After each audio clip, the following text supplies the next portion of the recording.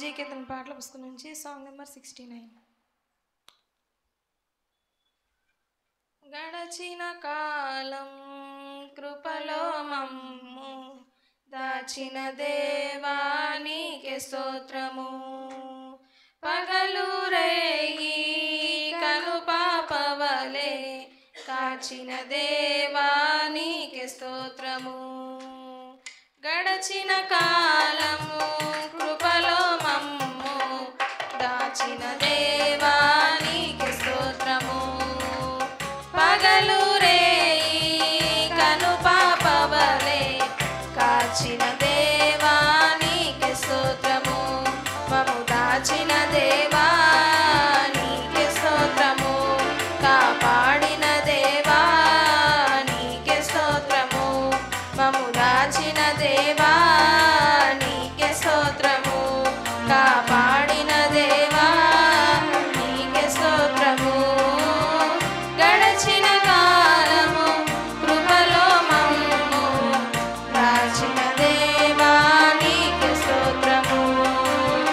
పగలు రేయి కను పాపవలే కాచిన దేవానికి స్తోత్రము. కలత చెందిన కష్టకాలమున కన్న తండ్రివై నన్ను ఆదరించిన, కలుషమునాలో కానవచ్చిన, కాదనక నన్ను కరుణించిన. కలత చెందిన కష్టకాలమున కన్న తండ్రివై నన్ను ఆదరించిన, కలుషమునాలో కానవచ్చిన, కాదనక నన్ను కరుణించిన. కరుణించిన దేవా నీకే స్తోత్రము. కాపాడిన దేవా నీకే స్తోత్రము. కరుణించిన దేవా నీకే స్తోత్రము. కాపాడిన దేవా నీకే స్తోత్రము. గడచిన కాలము కృపలో మమ్ము దాచిన దేవా నీకే స్తోత్రము. పగలు రేయి కను పాపవలే కాచిన దేవా నీకే స్తోత్రము. లోపములెన్నో దాగి ఉన్నను, దాతృత్వముతో నన్ను నడిపించిన, అవిధేయతలే ఆవరించిన, దీవెనలెన్నో దయచేసిన.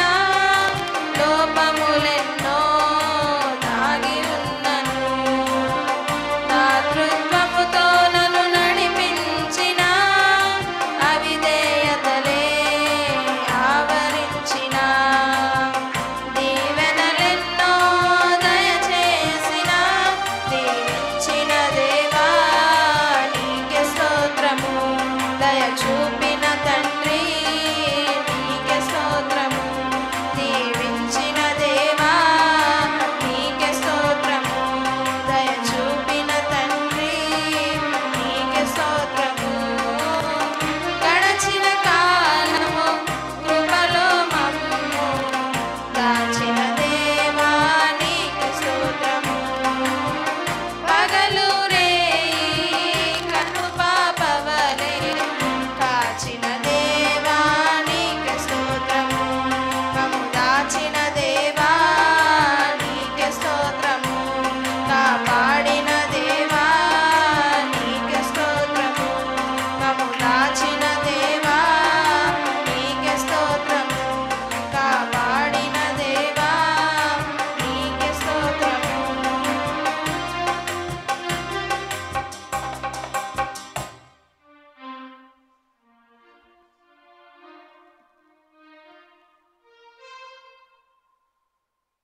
జీకే తన పాటల పుస్తకం నుంచి సాంగ్ నెంబర్ 505.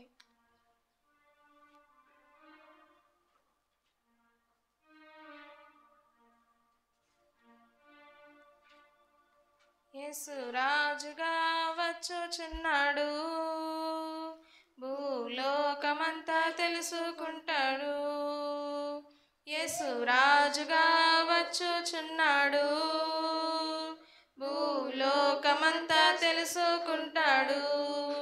రవి కోటి తేజుడు రమ్యమైన దేవుడు, రవి కోటి తేజుడు రమ్యమైన దేవుడు, రారాజుగా వచ్చుచున్నాడు, రారాజుగా వచ్చుచున్నాడు. యేసు రాజుగా వచ్చుచున్నాడు, భూలోకమంతా తెలుసుకుంటాడు. యేసు రాజుగా వచ్చుచున్నాడు, భూలోకమంతా తెలుసుకుంటాడు. మేఘాల మీద యేసు వచ్చుచున్నాడు, మేఘాల మీద యేసు వచ్చుచున్నాడు, పరిశుద్ధులందరినీ తీసుకుపోతాడు, పరిశుద్ధులందరినీ తీసుకుపోతాడు. లోకమంతా శ్రమకాలం, లోకమంతా శ్రమకాలం, విడువబడుట బహుఘోరం, విడువబడుట బహుఘోరం. యేసు రాజుగా వచ్చుచున్నాడు, భూలోకమంతా తెలుసుకుంటాడు. యేసు రాజుగా వచ్చుచున్నాడు, భూలోకమంతా తెలుసుకుంటాడు. ఏడేండ్ల పరిశుద్ధులకు విందబోతుంది, ఏడేండ్లు పరిశుద్ధులకు విందబోతుంది, ఏడేండ్లు లోకం మీదికి శ్రమ రాబోతుంది, ఏడేండ్లు లోకం మీదికి శ్రమ రాబోతుంది. ఈ సువార్త మూయబడును, ఈ సువార్త మూయబడును, వాక్యమే కరువగును, వాక్యమే కరువగును. యేసు రాజుగా వచ్చుచున్నాడు, భూలోకమంతా తెలుసుకుంటాడు. యేసు రాజుగా వచ్చుచున్నాడు, భూలోకమంతా తెలుసుకుంటాడు. వేయిండ్లు ఇలపై యేసు రాజ్యమేలును, వేయిండ్లు ఇలపై యేసు రాజ్యమేలును, ఈ లోక రాజ్యములన్నీ ఆయనవే అగును, ఈ లోక రాజ్యములన్నీ ఆయనవే అగును. నీతి శాంతి వర్ధిల్లును, నీతి శాంతి వర్ధిల్లును, న్యాయమే కనబడును, న్యాయమే కనబడును. యేసు రాజుగా వచ్చుచున్నాడు, భూలోకమంతా తెలుసుకుంటాడు. యేసు రాజుగా వచ్చుచున్నాడు, భూలోకమంతా తెలుసుకుంటాడు. ఈ లోక దేవతలన్నీ ఆయన ముందరా, ఈ లోక దేవతలన్నీ ఆయన ముందరా, సాగిలపడి నమస్కరించి గడగడలాడును, సాగిలపడి నమస్కరించి గడగడలాడును. వంగని మోకాళ్ళన్నీ, వంగని మోకాళ్ళన్నీ, యేసయ్య ఎదుట వంగిపోవును, యేసయ్య ఎదుట వంగిపోవును. యేసు రాజుగా వచ్చుచున్నాడు, భూలోకమంతా తెలుసుకుంటాడు.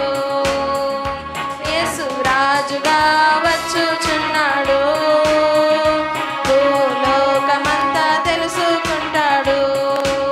క్రైస్తవుడా మరువవద్దు ఆయన రాకడా, క్రైస్తవుడా మరువవద్దు ఆయన రాకడా, కనిపెట్టి ప్రార్థన చేయుము సిద్ధముగా ఉండి, కనిపెట్టి ప్రార్థన చేయుము సిద్ధముగా ఉండి.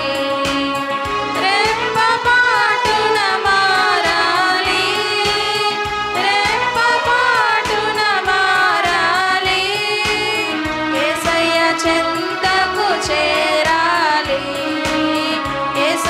చెంతకు చేరాలి.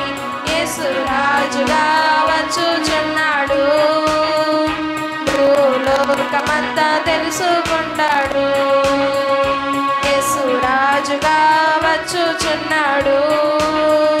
భూలోకమంతా తెలుసుకుంటాడు. రవి కోటి తేజుడు రమ్యమైన దేవుడు. రవి కోటి తేజుడు రమ్యమైన దేవుడు. రారాజుగా వచ్చుచున్నాడు. రారాజుగా వచ్చుచున్నాడు. యేసు రాజుగా వచ్చుచున్నాడు. భూలోకమంతా తెలుసుకుంటాడు. యేసు రాజుగా వచ్చుచున్నాడు.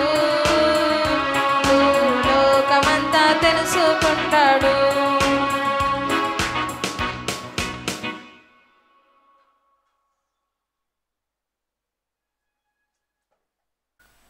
చిన్న ప్రార్థన చేసుకుందాం. తండ్రి మీకు వందనాలు. ఈ సమయాన్ని మా కొరకు దీవించండి ప్రభువా. గడిచిన 8 మాసాలు మమ్మల్ని ఎంతో క్షేమంగా కాపాడి తిరిగి 9వ మాసంలోకి మమ్మల్ని నడిపించారు. మీ దయగలిగిన సన్నిధి మా మధ్యలో ఉంచండి ప్రభువా. పాటల ద్వారా మిమ్మల్ని మయంపరచుటకు మాకు ఇచ్చిన సమయం బట్టి వందనాలు. తిరిగి వాక్యంలోకి మేము వెళుచుండగా మీ మెల్లనైన స్వరాన్ని స్పష్టంగా వినుటకు కావలసినటువంటి చెవులను ప్రభువా మధ్యని దాచుకున్నటకు భద్రపరచుకోవడానికి పరిశుద్ధమైన హృదయాన్ని ప్రభువా వివేచించుటకు గ్రహించుటకు మనసును మీరు మాకు దయచేసి నడిపించండి. మీ సన్నిధి మాతో ఉంచి మీ సహాయం మాకు దయచేయండి. నేను బలహీనుడు, నేను వట్టివాడను అని మీ సిలువు చాటును మరుగుపరిచి నాతోనూ మాతోనూ మాట్లాడమని యేసుక్రీస్తు నామములో అడుగుచున్నాం తండ్రి, ఆమేన్. మంచిది. ప్రభునందు ప్రియమైన వాళ్ళరా, తిరిగి ఉదయకాల సమయంలో కూడి వచ్చిన మీ అందరికీ క్రీస్తు నామంలో నా వందనాలు. అందరికీ వందనాలండి. ఈ కీర్తనను మనము జ్ఞాపకం చేసుకుందాం. ఈ కీర్తన చాలా శ్రేష్టమైన కీర్తన. ఈ కీర్తన ఎప్పుడు వ్రాయబడింది అంటే ఇశ్రాయేలు ప్రజలు లేకపోతే రాజులు, ఇశ్రాయేలు రాజులు యుద్ధాలకు వెళ్ళే సమయంలో వ్రాసే కీర్తన. యుద్ధానికి వెళ్ళే సమయంలో మనం చదువుకున్న కీర్తనకు పైన చిన్న లెటర్స్లో కొన్ని మాటలు ఉన్నాయి. ప్రధాన గాయకునికి షోషానే దూత మీద పాడదగినది. దావీదు అరమ్నా హరాయిమీలతోనూ అర్మోజా బాయిలతోనూ యుద్ధము చేయగా యోవాబు ఉప్పు పల్లములో 12,000 మందిని ఎదోమీలను చంపి తిరిగి వచ్చినప్పుడు ఉపదేశమునకు రచించిన అనుపద గీతము. అరమ్నాహారామీయులు అంటే హామాతు వారు, అర్మోజా బాయేలు అంటే సిరియా వారు. వీరు దావీదు మీదకి యుద్ధానికి వచ్చారు. ఈ కీర్తన నెగినోతు అనేటువంటి రాగం మీద పాడిన కీర్తన అని ఒక వ్యాఖ్యానం ఉంది. నెగిన అనగా అర్థం ఏంటంటే, ఆ మాటకి అర్థము అణిగిపోయినటువంటిది, అణగగొట్టబడినటువంటిది అని అర్థం. దావీదు శత్రువులను దావీదు కొట్టినప్పుడు వాడు అణిగిపోయినటువంటి సందర్భమును ఇది జ్ఞాపకం చేస్తూ ఉంది. అణగగొట్టబడినటువంటి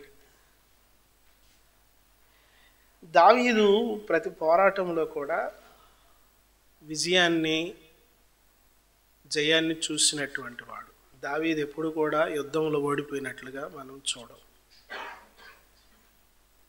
దావీదు మాత్రమే కాదు, దావీదు యొక్క సైన్యాధిపతులు, దావీదు యొక్క సైన్యాధిపతులు కూడా ఇలాంటి యుద్ధ కోవాకు చెందినవారు, చాలా పోరాట యోధులు వాళ్ళు. యోవాబు కూడా ఏ యుద్ధంలో ఓడిపోయినట్లు మనం చూడం.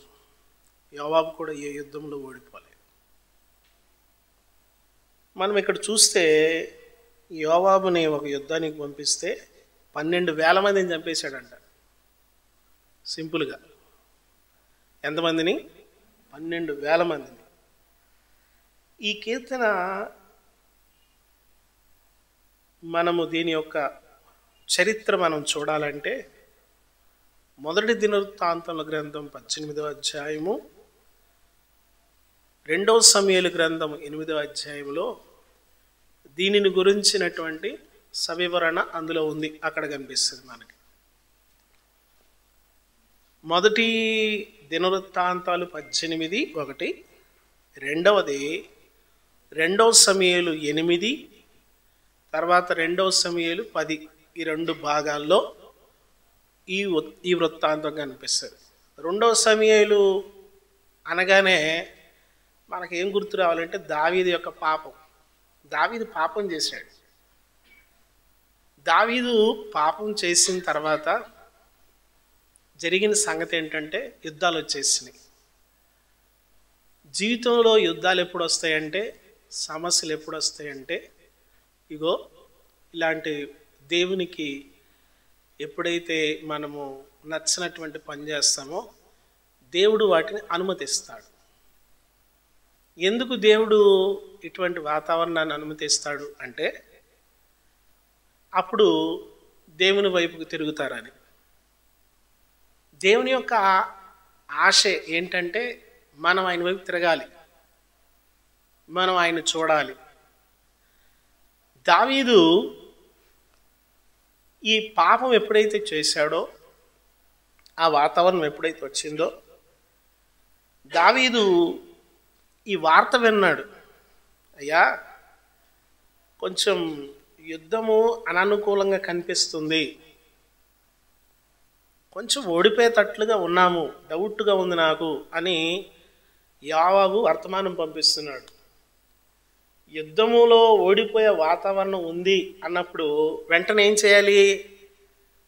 ఒక 10,000 మందిని అర్జెంటుగా అక్కడ పంపించండి అనాలి కదా. అలా పంపించమని ఉద్దేశం కాదు అది. పరిస్థితులు మారిపోతున్నాయి, అననుకూలంగా కనిపించడం లేదు అని అన్నప్పుడు దావీదుకు వర్తమానం వచ్చిందంటే దాని అర్థం ఏంటంటే, నువ్వు మోకాళ్ళ మీదకి వెళ్ళు. నువ్వు మోకాళ్ళ మీదకి వెళితే మేమెక్కడ బలమైన యుద్ధం చేస్తాం. దావీదు ఇప్పుడు మోకాళ్ళ మీదకి వెళ్ళి ఇలా ప్రార్థన చేస్తున్నాడు, దేవా. ఇలాగా ఏ కీర్తన కనిపించదు. మమ్మల్ని వదిలేసామని మొదలెడుతున్నాడు. ఇప్పుడు మనం ప్రార్థన చేయమంటే మిమ్మల్ని ఎవరు ప్రార్థన చేయమన్నా, దేవా మమ్మల్ని వదిలేసామని ఎవడన్నా మొదలెడతాడా? ఎవడు మొదలెట్టాడు? అలాగా ప్రేమ కలిగిన తండ్రి అని మొదలెడతావా, లేకపోతే మమ్మల్ని వదిలేసావా దేవా అంటావా? ఎవరు అనరు. ఆఫీసులోకి రాగానే గుడ్ మార్నింగ్ చెప్తారు కదా, అలా మొదలెడతారా? లేకపోతే రాగానే ఏంటి అంట మొదలెడతారు. అలా ఎట్టాడంటే వాడు వచ్చిన వాతావరణం బాగాలేదు కదా. మనము ప్రార్థన ఇలా మొదలెట్టామనంటే ఒకవేళ మన మనసు బాగలేదు, దీన్ని బట్టి మనం ఏం అర్థం చేసుకోవాలంటే మొదలే బాగలేదంటే అసలు చెడిపోయిందని అర్థం. దేవా మమ్మల్ని వదిలేసామని మొదలెట్టాడు. ఇదేం మొదలు? అసలు మొదలే చెడిపోయిందంటే అసలు కథ మొత్తం చెడిపోయిందని అర్థం. కథ మొత్తం చెడిపోయిందంటే ఇప్పుడు పరిశీలన చాలా పెద్దదవ్వాలి. ఏంటి నేను ఎలాంటి ప్రార్థన చేస్తున్నాను? సరే, ఇప్పుడు దావీదు దగ్గరికి వచ్చి అడిగితే దావీదు అంటాడు, నాకు ఎలాగైనా సరే ప్రార్థన చేయడం అయితే ఒక అలవాటు ఉంది. కొంతమందికి అలాంటి పరిస్థితులు వస్తున్నా, అలాగ మారిపోతున్నా, అలాగ క్లిష్టం అయిపోతున్నా, అలాగ ఇబ్బందులు అయిపోతున్నా వాళ్ళు ప్రార్థన దగ్గరికి రారు. వాళ్ళు ఇంకొక దారి ఎత్తుక్కుంటూ వెళ్తుంటారు. కానీ ఇదిగో పరిస్థితి మారుతున్నప్పుడు దేవుని బిడ్డల యొక్క గురి ఏమై ఉండాలి అంటే దేవుని సన్నిధికి వెళ్ళి ప్రార్థనలు చేసేటువంటి వారిగా ఉండాలి. దావీదు ఇదిగో దేవుని సన్నిధిలోకి వెళ్ళి, దేవా నీవు మమ్మల్ని విడనాడి ఉన్నావు, మమ్మల్ని చెదరగొట్టావు, నువ్వు కోపడ్డావు అంటున్నాడు. మొదలే ఇలాగుంది, మమ్మల్ని వదిలేసావు, నువ్వు ఈ ఇంట్లోకి వచ్చి ఇలాంటి మాటలు, నువ్వు మమ్మల్ని వదిలేసావు అంటే ఇదేంటిది, నేను నిన్ను వదలమేంటి, నేను నిన్ను ఎప్పుడు వదలలేదే, నువ్వే వదిలేసావు, ఎక్కడెక్కడో ఏమో చూసి నువ్వే వదిలేసావు, దేవా నువ్వు మమ్మల్ని చెదరగొట్టావంటే నువ్వు చెదరగొట్టుకున్నావు, దేవా మా మీద కోపడ్డావంటే ఎవడు కోపడ్డాడు? రిప్లై రావాల్సిన సమాధానం కదా. మనమైతే ఏమంటాం, ఇంట్లో ఒకవేళ మీ ఇంట్లో మమ్మల్ని వదిలేసావు అనగానే రిప్లై ఏమొస్తుంది వెంటనే, ఏంటి పొద్దున అలా మొదలెట్టావు? ప్రియులరా, దావీదు దగ్గర ఒక మంచి విధానం ఉంది. అదేంటంటే దేవుని దగ్గరికి వెళ్ళి ప్రార్థన చేసేటువంటి ఒక గొప్ప లక్షణం. ఏ విధం చేతనైనా నేను వెళ్ళి ఆయన పాదాల దగ్గర పడిపోవాలి. ఆయన కొడితే కొట్టాడు, తిడితే తిట్టాడు, నేను ఆయనతో ఉండిపోవాలి, నేను ఆయనతో కలిసి ఉండాలి. ఇది దావీదు యొక్క ఆలోచన. దేవునితో మనకి ఇటువంటి సంబంధం ఉంటే మనల్ని పడగొట్టేవాడు ఎవడు లేడు. దావీదు వెళ్ళి దేవుని దగ్గర ఇలా విన్నవించుకుంటున్నాడు, దేవా మమ్మల్ని వదిలేసావు, దేవా మమ్మల్ని చెదరగొట్టావు, మా మీద కోప్పడ్డావు, అయితే మరలా మమ్మల్ని బాగు చేయి. 2 సార్లు అన్నాడు, పడిపోయిన చోటులు బాగు చేయి, ప్రభువా మాకు సహాయం చేయి. దేవుని సన్నిధిలో దేవుని పిల్లలు కలిగి ఉండవలసినటువంటి ఒక గొప్పదైనటువంటి పని, దేవుని దగ్గరికి వెళ్ళి ప్రార్థన చేసి ఆయన దగ్గర జవాబులు పొందుకోవాలి, దేవునికి మనవి చేసుకోవాలి. నీకు ఎటువంటి పరిస్థితి వచ్చినా సరే, నువ్వు ఎంత బలహీనమైనా సరే, సాతాను యొక్క హస్తాల్లోకి నువ్వు పూర్తిగా వెళ్ళిపోయినా సరే, ఏమండి సాతానుడు నిన్ను జయించాడనేటువంటి విజయ కెరటం వాడు ఎగరవేస్తున్నా సరే, మనం చేయవలసిన పని ఒకటి ఉంది, దేవుని సన్నిధిలో మనము ప్రార్థన చేయాలి. కొన్నిసార్లు సాతానుడు అంటూ ఉంటాడు, నువ్వు ఓడిపోయావు, అయిపోయింది, నీ కథ అంతా అయిపోయింది. కొన్నిసార్లు ప్రార్థన చేయమంటే, బాబోయ్ నువ్వు చేస్తావు ప్రార్థన,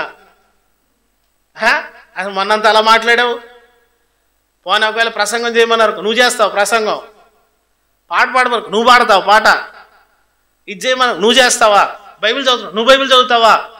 సాతానుడు అంటాడు, ఎందుకంటే నేను నీ మీద గెలిచాను, నువ్వు నా వ్యక్తివి అయ్యావు, నాకు పరిపూర్ణంగా నాకు హక్కుదారుడు అయ్యావు, కాబట్టి నువ్వు చేయడానికి వీల్లేదు అని వాడు ఒక పక్కన వచ్చి గుసగుసలాడుతూ ఉంటాడు. ఎవరో ఒక ఆయన అంటున్నాడు, సిగ్గులేనోడాడు గుసగుసలాడతాడు వచ్చి. ప్రార్థన చేసుకుందామంటే ఏమంటాడు, చెవి దగ్గరకు వచ్చి, ఎప్పుడైనా గుసగుసలాడాడు మీ చెవి కాడికి వచ్చి, నువ్వు ప్రార్థన చేస్తావా అన్నాడా, నువ్వు బైబిల్ చదువుతావా అన్నాడా, రేపు ఆదివారం నువ్వు ప్రసంగం చేస్తావా అన్నాడా ఎప్పుడన్నా అన్నాడా? అంటే వాడికి తెలుసు నీ మీద వాడికి సర్వ హక్కులు ఇంకా కలగలేదు. నిన్ను ఈ విధంగా బ్లాక్మెయిల్ చేసి వాడు ఏం చేయాలనుకుంటాడంటే ఇంకా నిన్ను కిందేసి తొక్కాలనుకుంటున్నాడు. కొన్నిసార్లు అపవాది తాను గెలిచాననుకొని విరవేగుతూ ఉంటాడు. దావీదు అంటున్నాడు, దేవా బాగు చేయి. దేవుని పిల్లలుగా మన ప్రార్థన, దేవా బాగు చేయి. వాతావరణం మారిపోయింది, దేవా బాగు చేయి. పరిస్థితులు మారిపోయినాయి, దేవా బాగు చేయి.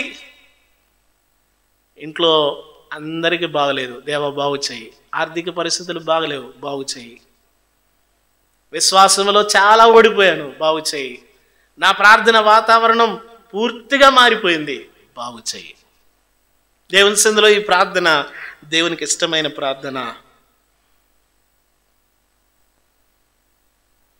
ఆయన హృదయ స్థితి చెడిపోయి ఆయన దేవుని సన్నిధిలో ఇలాంటి మాటలు మాట్లాడుతున్నాడు. తర్వాత ఏమన్నాడు చూడండి, ఆయన ఏమన్నాడు, నీ ప్రజలకు. అవునా? దేవుడు అలాంటివి చేస్తాడా? తప్పు కదా. నీ ప్రజలకు నీవు కఠిన కార్యములు చేశావు, తూలునట్లు చేయు మద్యమును మాకు తాగనిచ్చావు. మెదడు పనిచేయడం మానేసింది. మందు తాగినోడికి మెదడు పనిచేయడం మానేస్తుంది. అంటున్నాడు, మా మెదడు పనిచేయట్లేదు, మాకు మొద్దుబారిపోయింది, మా రాజ్యం అపాయంలో ఉంది. దేశపు యొక్క పునాదులు దక్షిణ ప్రాంతంలో కదిలిపోతున్నాయి, వాతావరణం మారిపోతా ఉంది, ఎదోమీలు గెలుస్తున్నట్లుగా కనిపిస్తున్నారు. ఇదిగో నేను నీ యుద్ధాలు చేస్తున్నాను. దావీదు ఇలాంటి ప్రార్థన చేయడానికి గల కారణము కొన్ని ఉన్నాయి. ఒకటి, దావీదు వ్యభిచార పాపంలో పడినటువంటి సందర్భం అయి ఉండవచ్చు. లేకపోతే దావీదు దేవుని యుద్ధాలు చేస్తున్నాను కాబట్టి గెలిచినోడికి ఎలా ఉంటుంది చెప్పాలి, విజయం సాధించినోడికి ఎలా ఉంటుంది చెప్పాలి, గర్వం వచ్చేస్తుంది. మనల్ని ఎవరైనా కొంచెం పైకి తీసుకెళ్ళి కూర్చోబెడితే ఆ కూర్చోబెట్టిన వ్యక్తిని మర్చిపోతాం, కూర్చున్న సంగతి మర్చిపోతాం, పూర్వ స్థితి మర్చిపోతాము. వెంటనే గర్వం వచ్చేస్తుంది. అవేమి గుర్తుండవు, ఆ వాతావరణం గుర్తుండదు. దావీదు ఒకవేళ గర్వం వచ్చిందేమో, దావీదు యొక్క వ్యభిచార పాపమును బట్టి ఈ పరిస్థితి వచ్చిందేమో. ఏది ఏమైనప్పటికీ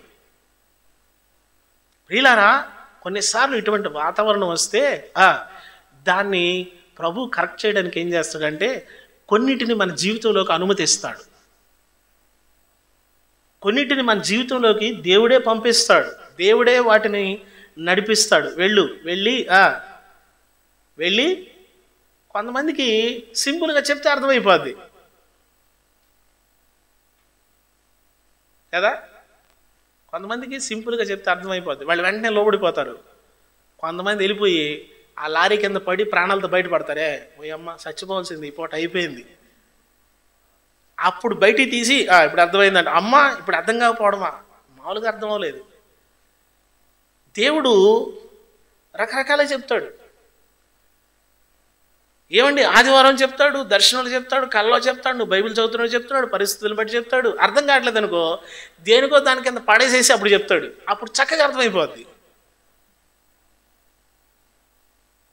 సిద్కియా అనేటువంటి ఆ రాజుకి అర్థం కాల చెప్తే, ఇనప సంకెళ్లతో బంధించి బబులోను కీడ్చుకుని వెళ్ళిపోతుంటే అప్పుడు అర్థమైంది.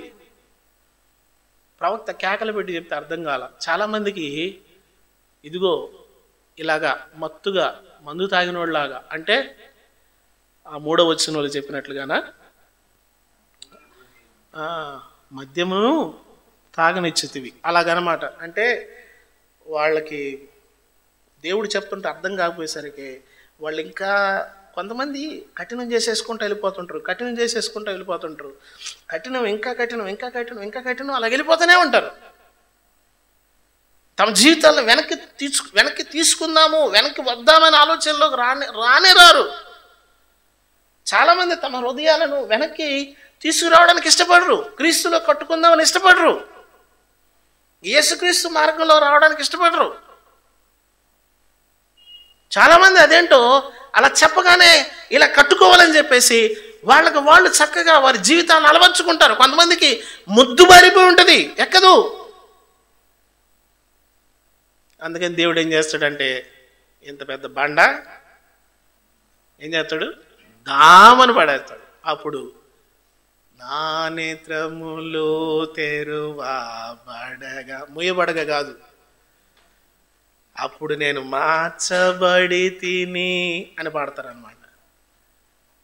చాలామందికి అర్థం కాదు, పరిస్థితులు అర్థం కావు. బైబిల్లో చక్కని మాట ఉంది, మార్కు సువార్త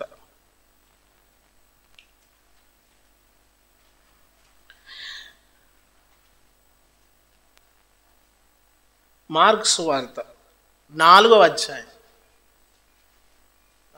26లో పెట్టు. మార్కు సువార్త 4వ అధ్యాయము తీసారా? ఒక్కసారి 11వ వచనం నుండి చదవండి. అందరూ బైబిల్ చూడండి. అందుకు ఆయన దేవుని రాజ్య మర్మము తెలుసుకొనుటకు మీకు అనుగ్రహింపబడి ఉన్నది. కానీ వెలుపల నుండి వారు ఒకవేళ దేవుని వైపు తిరిగి పాప క్షమాపణ పొందుదురని వారు చూచుటకైతే చూచియు, కనుగొనకను, వినుటకైతే వినియు, గ్రహింపకను ఉండుటకును. ఏంటిది? మీకు అర్థమైందా? అది మీకు అర్థమైందా? ఇది కూడా అర్థం కాలేకపోతే అంటే ఇక కష్టమే మనం. 4 శతమానం పారమిత్ర కథలు చెప్పుకొని వెళ్ళిపోవడం బెటరు. ఇది అర్థమైందా? యేసుక్రీస్తు ప్రభు వారు స్వయంగా చెప్తున్నారు. అంటే ఇప్పుడు నేనేం చెయ్యాలి? దాని కొరకు నేను అక్కడ సమయాన్ని కేటాయించాలి. మళ్ళా వద్దాం అక్కడికి. అందుకు ఆయన దేవుని రాజ్య మర్మము తెలుసుకున్నట్టుకు మీకు అనుగ్రహింపబడి ఉన్నది. ఇది ఎవరికి చెప్తున్నాడు? శిష్యులకి. ఇది శిష్యులకి చెప్పిన మాట. ఇప్పుడు నువ్వు చెప్పు ఏమని? నేను శిష్యుడిని అని. అబ్బా,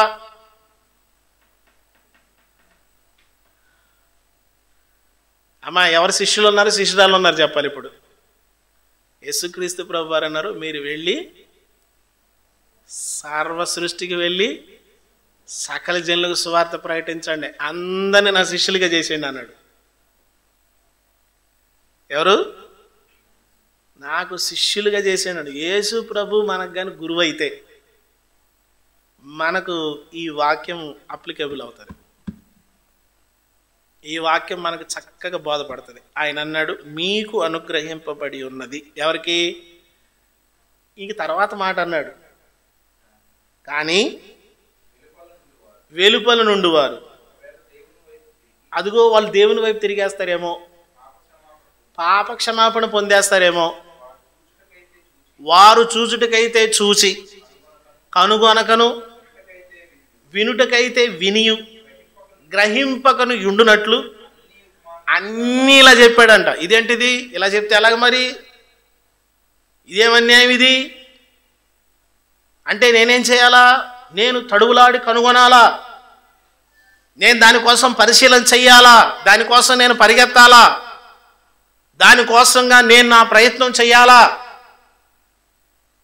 యేసుక్రీస్తు ప్రభువారు ఇదిగో ఈ భాగ్యాన్ని నాకు కూడా ఇచ్చాడు అని నువ్వు కేవలం అనుకోవడం కాదు, కానీ దానికోసం నువ్వు ప్రయత్నం చేయాలా. దానికోసం నువ్వేం చేయాలా? ఇప్పుడు ఆయనకు అర్థమైన భాషలో ఆయన చెప్పేశాడు. ఆ భాష నువ్వు నేర్చుకుంటే తప్ప నీకు అర్థం కాదు. ఆ భాష మనం ఏం చేయాలా? సంపూర్ణంగా నేర్చుకోవాలి. పరలోక రాజ్యం మీ మధ్యకి వచ్చింది అన్నాడు. అమ్మా అన్నారా? ఎవరన్నారు? యేసు ప్రభు వారు పరలోక రాజ్యం మీ మధ్యకి వచ్చింది అన్నాడు. ఇప్పుడు పరలోక రాజ్యం ఎక్కడుందో చెప్పాలి. పరలోక రాజ్యం ఎక్కడుంది? క్లియర్గా ఒక మాట చెప్పాలి. పాపము లేని దగ్గర పరలోక రాజ్యం ఉంటుంది. అవునా కాదా? పాపము లేదు. పాపము లేని చోటు చెప్పాలి. ఇప్పుడు పాపము లేని చోటు పరలోక రాజ్యం అయితే, ఇప్పుడు పరలోక రాజ్యం మీ మధ్యలో ఉందన్నాడు. పాపము లేని చోటు పరలోక రాజ్యం. అవునా? అబద్ధం ఆడలేదంటే పాపం లేదు. ఏ విధమైన మోసం చేయట్లేదంటే పాపం లేదు. ఇప్పుడు మీ ఇంట్లో నలుగురు ఉన్నారు అనుకో, ముగ్గురు ఉన్నారు, నలుగురు ఉన్నారు అనుకో, నలుగురిలో పాపం లేదనుకో, ఇప్పుడు ఆ ఇల్లు ఏంటి? అవునా? ఇప్పుడు గాజుల రామారంలో ఎవడు పాపం చేయనోడు ఉన్నాడు అనుకో, ఇప్పుడు ఆ గాజుల రామారం ఏంటి? యేసుప్రభు ఎక్కడ ఉంటాడు చెప్పాలి. ఇప్పుడు పరలోక రాజ్యంలో ఉంటాడు. అవునా కదా? దాన్ని కనుగొనాలా. ఈ వచ్చినవి అదే. దానికోసం మనం ఏదో ఇదిగో మమ్మల్ని మొద్దుగా చేసావు, ఏదో అలా బతుకుతావులే, ఇంకా నువ్వు అలా చేసావుగా, ఇలాగ మొండిగా ఇలా పిచ్చగా మాట్లాడద్దు. మమ్మల్ని అలా వదిలేసావుగా, అక్కడ ఆగల దావీదు. అలాంటి మాటలు ఆడేసి ఆగిపోయినవాడు కదా దావీదు, ముందుకెళ్ళినవాడు దావీదు. ఇదిగో దాన్ని నేను ఛేదిస్తాను, దాన్ని దాటుకుంటాను, ముందుకు వెళతాను, అదేందో చూస్తాను, దాన్ని కనుక్కుంటాను, అక్కడ నేను బ్రతుకుతాను. హైదరాబాద్లో ఎవడు పాపం చేయట్లేదంటే పరలోక రాజ్యం ఎక్కడుందో చెప్పాలి. ఇప్పుడు అయ్యో బావోయ్, అందరూ యేసు ప్రభులే. ఏ ఆఫీసులో చూడు యేసు ప్రభు, ఏ ఆటో వాడు చూడు యేసు ప్రభు, ఏ బైక్ చూడు యేసు ప్రభు, ఎక్కడ చూడు యేసు ప్రభులే, ఎక్కడ చూడు యేసు ప్రభులే. ఇప్పుడు పరలోక రాజ్యం ఎక్కడ ఉంది? ఇండియా మొత్తం పరలోకం అయితే ఎలా ఉంటుంది చెప్పాలి? అయ్యో బాబాయ్, చెప్పాలి. ప్రభునందు ప్రియమైన వాళ్ళరా, దాని కొరకు మనం ఏం చేయాలి? ఇక్కడ అంటున్నాడు, దాన్ని నువ్వు తెలుసుకోవాలి, దాన్ని నువ్వు కనుగొనాలి. దావీదు అంటున్నాడు, మమ్మల్ని ఇలా చేశావు, మాకు త్రాగనిచ్చావు, పరిస్థితులు మారిపోతున్నాయి, మేము అయోమయంలోకి వెళ్ళిపోయాం, ఊహించని ఉపద్రవం దేశాన్ని ఓటంలోకి తీసుకుని వెళ్తా ఉంది. ఇదిగో నీవు మాకేం చేయాలంటే సహాయం చేయి. నువ్వు పోయి ఇంట్లో గొడవ పెట్టావు అనుకో, పరలోక రాజ్యాన్ని నాశనం చేసింది ఎవరో చెప్పాలి. పాపం మనం ప్రార్థన చేసుకుంది అనుకుందాం, ఆ పరలోకాన్ని నాశనం చేసావు నువ్వు వెళ్ళి. ఆయన ఏదో ప్రార్థన చేసుకుంటున్నాడు అనుకుందాం, ఆ పరలోకాన్ని నాశనం చేసావు నువ్వు వెళ్ళి. అంటే పరలోకాన్ని సృష్టించే పని యేసుక్రీస్తు ప్రభు వారు చెప్పారు. రక్షించబడ్డావు, బాప్తీసం తీసుకున్నావు, ప్రభు బలలో చేయి వేస్తున్నావు, సంఘంలో సాగుతున్నావు, పరలోక వాతావరణం ఉండట్లేదు, పరలోక వాతావరణం కనిపించట్లేదు. దావీదు అంటున్నాడు, మేము ఇలా అయిపోయాం, ఇలాంటి వాతావరణం మారింది, ఇప్పుడు దాన్ని నేను మార్చుకోవడానికి ప్రయత్నం చేస్తా. ఇప్పుడు ఆ మార్చుకునే పని ఎవరిది? ఏమో పాస్టర్ గారు ఏం మారుస్తాడు ఏంటో. పాస్టర్ గారు మార్చడు, యేసు మారుస్తాడా? ఇంకోసారి వచ్చి సిలువెక్కాలేండి కొంప తీసి నీకోసం? అవదు. ఇంకోసారి చేయాలా నీకోసం? అక్కర్లే.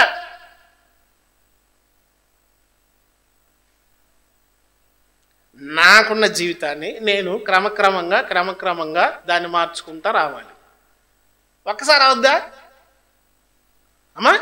ఒకేసారి అయిపోద్దా అంటే ఒకేసారి అవ్వదు. కొంతమంది అంటూ ఉంటారు, అన్నీ వదిలేసి వస్తాను పాస్టర్ గారు, కొన్ని వదలలేదు, ఇంకా నీ వల్ల కాదు.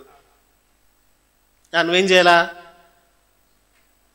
దైవజనుడు, నా పాటు నా వచ్చు చున్నాను నీ పాద సన్నిధి కో రక్షక. ఉన్న పాటున నువ్వు ప్రభు దగ్గరికి వెళ్ళిపోవాలి. ప్రభునందు ప్రియమైన వాళ్ళరా, ఈ కీర్తనలోకి మనం మళ్ళా వద్దాం. ఆ మత్తయి సువార్తలో మాటని వీలైతే అండర్లైన్ చేసుకోండి. దావీదు అంటున్నాడు, ప్రభువా నా మద్యం తాగనిచ్చితివి, 4వ వచనం, సత్యము నిమిత్తము సత్యము నిమిత్తము ఎత్తి పట్టుకొనుటకై నీ యందు భయభక్తులు గల వారికి అదిగో నీవు మాకు ఒక ధ్వజాన్ని ఇచ్చావు. దావీదు తన స్వరములో మార్పుని ఇక్కడ చూపిస్తున్నాడు. తన స్వరములో మార్పు కనిపిస్తూ ఉంది. ఇందాకేమో ఎలా మొదలెట్టాడు గమనిస్తున్నారా? మమ్మల్ని వదిలేసావు, మమ్మల్ని అన్యాయం చేసావు, మాకేం చేసి పెట్టావు అసలు అంటే ఏంటి వాతావరణం ఏంటి?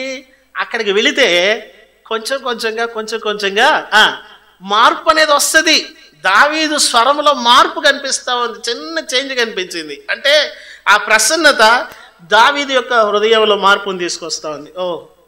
నేను మాట్లాడిన మాట తప్పుగా ఉందే ప్రభువా అని స్వరాన్ని మారుస్తున్నాడు. ఏమన్నాడు? సత్యము నిమిత్తము అలాగా మమ్మల్ని తాగుబోతులా చేసావు, కఠినులుగా చేసావు, కాఠిన్యాలు చూపించావు, మమ్మల్ని చెడగొట్టావు, పడగొట్టావు, తూలేదట్టు చేసావు, కోపడ్డావు. ఇలాంటి భాష దగ్గర నుండి సత్యం అనే భాష మాట్లాడుతున్నాడు. ఇప్పుడు నువ్వు అలా వెళ్ళే కొలది నీ ఇంటిని పరలోకంగా మార్చుకుంటావు. నీ ఇల్లే ఒక పరలోకం అయిపోద్ది. అంటే నీ ఇంటిని నరకం చేసేది ఎవరో చెప్పాలి. ఇప్పుడు ఇంటిని నరకం చేసేది మాత్రం సైతాను, పరలోకం చేసేది మాత్రం నువ్వు. ఎవరో మాట్లాడడం లేదు ఇప్పుడు. ఏంటి దానికి నవ్వ సమాధానం? ఇంటిని నరకంగా మార్చింది మాత్రం సైతాను, పరలోకంగా మార్చే పని మాత్రం నీదే. నిజమేనా? మామూలు విషయం కాదైతే ఇది. చాలామంది అంటూ ఉంటారు, ఇంటిని నరకం చేస్తున్నావు నువ్వు సైతాన్ అంటారు. ఎవరినో చెప్పాలి. భర్తను అంటారు చాలామంది. చాలామంది వారి నడవడిక చేత తమ కుటుంబములను మార్చుకొనిరనే మాట పేతృపత్రికలు మనం చదువుతాం. అంటే ఇంటి వాతావరణం మార్చే పని ఎవరిదో చెప్పాలి, స్త్రీది ఒక్కటని కాదు, గమనించాలి. ఆ ఇంటిలో ఉన్న సభ్యుడిగా ఆ ఇంటి వాతావరణాన్ని నరకంగా మార్చే పని నువ్వు తీసుకుంటావు కాదు. ఇదిగో ఇలాగ దేవుని సన్నిధికి నేను వెళ్ళడం ద్వారా, ఎక్కువ సమయం అక్కడ గడపడం ద్వారా, నా భాషా విధానంలో మార్పు రావడం ద్వారా నా ఇల్లు పరలోకంగా చేసుకునే పని కూడా నాదే. నా ఇల్లు పరలోకం అవ్వాలా నరకం అవ్వాలా అది మన చేతుల్లో ఉంది. చాయిస్. సత్యమును బట్టి సత్యము నిమిత్తము ఎత్తిపట్టుటకై నీ యందు భయభక్తులు గల వారికి నీవు ఒక ధ్వజమునిచ్చావు. దావీదు యొక్క ఆత్మీయ స్థితి, ప్రార్థనా స్థితి మారుతుంది. నాకు తెలుసు, రోజు ప్రార్థన చేసే వారి యొక్క ప్రార్థనా స్థితి వేరు, అప్పుడప్పుడు ప్రార్థన చేసే వారి యొక్క ప్రార్థనా స్థితి వేరు. నేను శక్తి పొందండి ప్రార్థన ద్వారా అనేటువంటి ఒక పుస్తకాన్ని చదివాను. దాంట్లో నువ్వు రోజు ప్రార్థన చేయకుండా కూడా నలుగురిలో రోజు ప్రార్థన చేసే వ్యక్తిగా, ఎంతో భక్తి కలిగినటువంటి వ్యక్తిగా కూడా ప్రార్థన చేసి అనేక మందిని నమ్మించవచ్చు, అటువంటి టెక్నిక్ నీకు ఉంది అని అంటాడు ఆయన. ఆయన పేరు ఈఎం బౌన్స్. మీకు అర్థమైందా?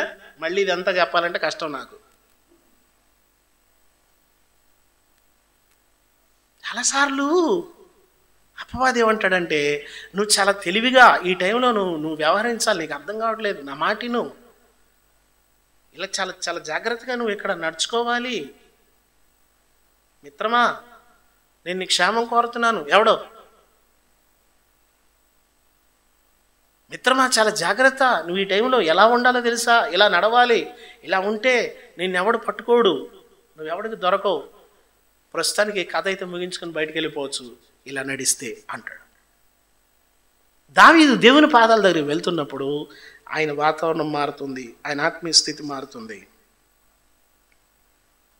ప్రభునందు ప్రియమైన వలరా, దావీదు ఏమంటున్నాడంటే, నీవు మాకు ఒక ధ్వజమునిచ్చావు, ఒక ధ్వజమునిచ్చావు. సెలా. సెలా అంటే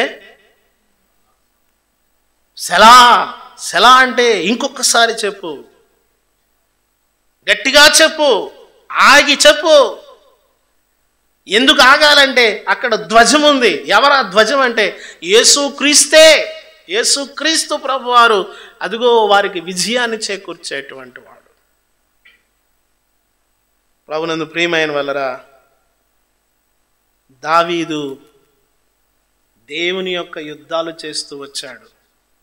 గమనించండి, యెహోషువ ఏ యుద్ధాలైతే చేసి తన కత్తిని పక్కన పెట్టాడో, ఇదిగో యెహోషువ ఏ స్థలాలనైతే పొందలేక, ఇశ్రాయేలు ప్రజలకు సంపూర్ణంగా ఏ స్థలాలనైతే అప్పగించలేకపోయాడో, ఆ స్థలాలన్నిటిని కూడా తిరిగి దావీదు ఆ కత్తిని పట్టుకొని ఇశ్రాయేలు దేశం చుట్టుపక్కల దేవుడు చెప్పిన ప్రతి స్థలాన్ని స్వాధీనపరిచాడు. ఆ స్వాధీనపరచడానికి ఆయన ముందు పెట్టినటువంటి గుర్తు ఏంటంటే తెలుసా, ఇదిగో ఈ 4వ వచనం, ధ్వజము. ఆ ధ్వజమును ఎత్తుకొని ఆయన ముందు వెళ్ళిపోతా ఉన్నాడు. ప్రభునందు ప్రియమైన వాళ్ళ దావీదు అన్నాడు, నీవు మాకు ఒక ధ్వజమునిచ్చావు, నువ్వు మాకు ఒక జెండానిచ్చావు. యేసుక్రీస్తు ప్రభు వారి గుర్తును మనం ముందు పెట్టుకుంటే మనము విజయాలను సాధిస్తాం. నీ ముందు పెట్టుకోవాల్సిందే, నీకున్నవి నీ మైండ్లో ఉన్నవన్నీ పక్కన పెట్టి ఆ గుర్తును ముందు పెట్టుకో. చాలామంది లోకంలో ఉన్నవన్నీ ట్రై చేసి ఇక ఫైనల్గా ఇది అయ్యేటట్లేవు, ఇవేం అయ్యేటట్లేవు అని చెప్పి లాస్ట్లో ఇది ట్రై చేస్తారు. ఏది లాస్ట్లో ఇది ట్రై చేస్తారు. తెలివిగల ముందే ట్రై చేస్తారు. వాతావరణం మారుతుంటే వెంటనే ట్రై చేస్తారు తెలివిగలవాడు, భక్తి కలిగిన వాడు, దావీదు లాంటి వాళ్ళు. కొన్నిసార్లు ఇంట్లో సమస్య వస్తున్నప్పుడు, భార్యాభర్తల మధ్యలో సమస్య వస్తున్నప్పుడు తెలివిగల వాళ్ళు ఎలా ఉంటారు? తెలివిగలవాడు, అబ్బో ఇదేదో గాలివాన ఉప్పినయ్యేటట్టుందని చెప్పి అప్పుడు కొంచెం శాంతంగా మాట్లాడతారు. అలా కాదు, సర్లే పోన్లే నాదే తప్పు జరిగింది అంట. కొంతమంది ఓ ఆ ఊ అనేసి వీళ్ళు కథాకాలు ఆడతారు, వాళ్ళేమో భరతనాట్యం ఆడతారు, కూచిపూడి ఆడతారు, మొత్తం ఇల్లంతా కూడా.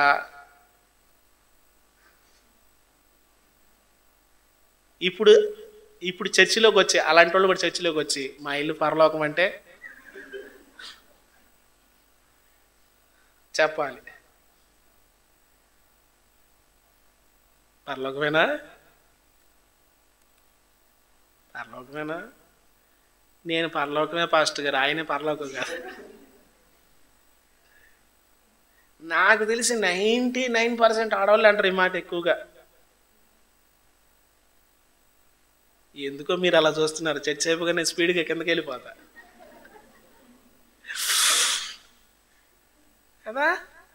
అంటే వీళ్ళు అనుకుంటారు ఏమనంటే, మా ఆయన నేను చెప్పినట్టుగా ఉంటే మా ఆయన ఎంత భక్తిగా ఉంటాడో, నా మాటిని అసలు నువ్వు. అవునా? నీ మాటనే కదా నాశనం అయిపోయింది మొత్తం. నీ మాట అంటే అవ్వ దగ్గరికి వెళ్ళి మాట్లాడుతున్నావు, నువ్వు ఎక్కడెక్కడికి వెళ్ళకే. నా మాటిని అసలు ఎంత బాగుంటుంది ఇల్లు, నా మాటిను. నీ మాట అనడం మంచిదే, అన్ని దగ్గరలో కాదు. మంచిది కాదని అనడంలే, మంచిదే. నువ్వు కూడా తెలివిగా ఆలోచిస్తావు, మంచిదే. మంచిగా ఆలోచిస్తావు, మంచిదే. అన్ని దగ్గరలో కాదు.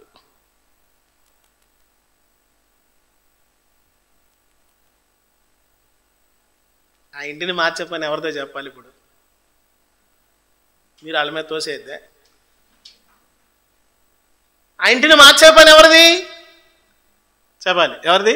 ఏమా? నాది. చెప్పండి అందరూ, ఇద్దరు కలిసి చెప్పాలి. మాది. నీది అనద్దు. నువ్వు బాగుంటే అంతా బాగుంటాయి అనద్దు. ఏమనాలి? నేను బాగుంటే అంతా బాగుంటాయి. నేను ఒకసారి ఇంట్లో కూర్చొని అనుకుంటా నేను బాగుంటే అంతా బాగుంటాయి కదా. నేనే చెడిపోయాను అనుకో మొత్తం.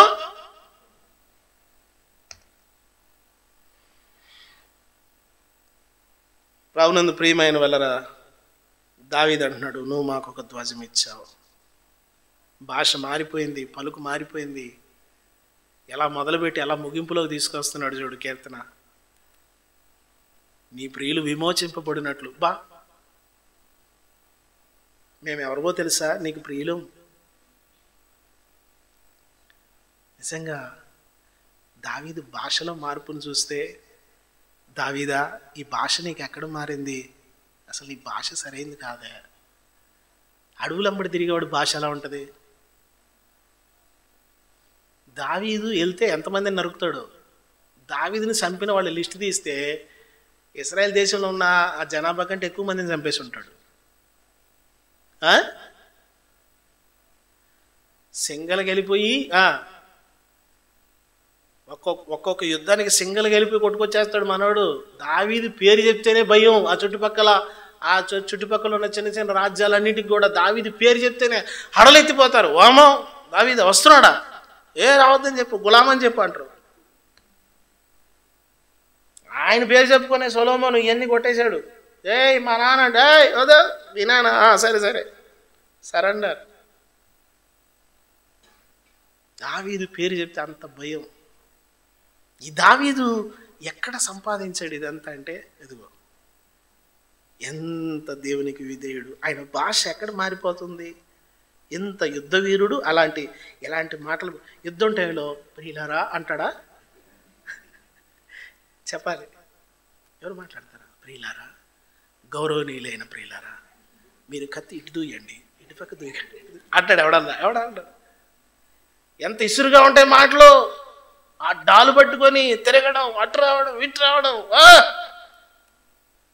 భాష ఎలా ఉంటుంది చెప్పాలి. దావీదు భాష ఎలా ఉంది చెప్పాలి. దావీదుని యుద్ధాలు మాన్పించేశారంట వీళ్ళే.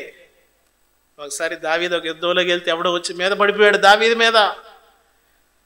బెనయా అనేవాడు చడ్డం పడిపోయాడు దావీదుకి. ఇశ్రాయేలుకి దీపం లాంటాడు నాయన, నువ్వు ఆరిపోకూడదు. మేము 10,000 మంది చచ్చిపోవచ్చు, లెక్కలోకి రాదు, నువ్వు ఉండాలి. ఎందుకో తెలుసా? దావీదు దేవుని దగ్గరికి వెళ్ళి వాళ్ళ గురించి ఒక మాట చెప్తే పని అయిపోద్ది. అటువంటి వాడు దావీదు. సామాన్యుడు కాదు. దావీదు సామాన్యుడు కాదు. దావీదుకి యోవాబు ఒక వార్త పంపాడు, నాయనా వాతావరణం మారిపోతుంది అయ్యా అంటే. దావీదు ఇప్పుడు చేయవలసిన పని ఏంటంటే, అది ఆల్రెడీ షికాగోలో ఉన్నాడు, వెళ్ళిపోయి షికాగోనే మొదలెట్టాడు. కానీ కొంచెం ముందుకెళ్ళాడు ప్రార్థనలో, ఇంకొంచెం ముందుకెళ్ళాడు ప్రార్థనలో, ఇంకొంచెం ముందుకెళ్ళాడు ప్రార్థనలో. ఏజ్కేలు గ్రంథంలో ఉంటుంది కదా, నేను 1000 మూరలు వెళ్ళాను చీలమండలం లోతు, ఇంకొద్ద 1000 మూరలు వెళ్ళాను మోకాళ్ళ లోతు, ఇంకో 1000 మూరలు వెళ్ళాను మొలలోతు, ఇంకొక 1000 మూరలు వెళ్ళాను ఈతలేనంత లోతు. భక్తి జీవితంలో 30 సంవత్సరాలైనా శీలమండలమే. ఎక్కడ? శీలమండలమే. ఆదివారం మాత్రమే చర్చికి వచ్చేవాళ్ళు మోకాళ్ళు. శీలమండలం వాళ్ళు అంటే క్రిస్మస్ రోజు వచ్చేవాళ్ళు. వీళ్ళు శీలమండలం. వీడు వస్తాడు, ఊరికి తడుపుకుంటాడు, వెళ్ళిపోతాడు అంతే. చెప్పట్లేదు మీరు, చిరాకు పడకండి. ఆదివారం వచ్చేవాడు ఓన్లీ మోకాళ్ళు, అన్నిట్లో వచ్చేవాడు మళ్ళా అన్నిట్లో ఉంటాడు, అన్ని కార్యక్రమాలు అన్ని ఆడబడి చెడిబడి మొత్తం ఉంటాడు. ఇంకొక 1000 మూరలు కొలవగా నేను ఈదలేనంత లోతు. ప్రభు అంటాడు, మనల్ని ఆడికి తీసుకెళ్ళిపోవాలంటాడు. రా అక్కడ దాకా రా. అమ్మ సముద్రం అంటే నాకు భయం అండి కదా. సముద్రం దగ్గరికి వెళ్ళారా? వెళ్తారా? అలరాగానే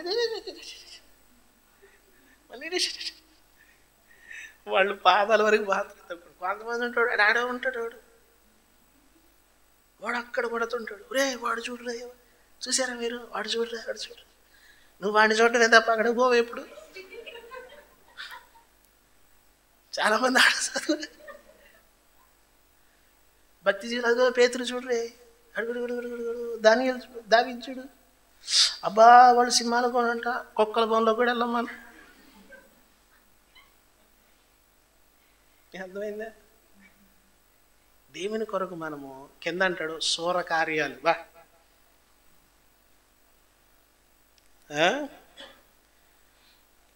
12వ వచనంలోనా అమ్మా? ఏంటండి అదే మామూలు మాట అనుకున్నా. 2 శూరకార్యం అంటే ఇది చర్చికి వచ్చేలాడు కూడా శూరకార్యమేనా? అక్కి బాబోయ్, ఇది వందనాలు లేడా. నువ్వు ఆదివారం చర్చికి వచ్చేలాడమే శూరకార్యం.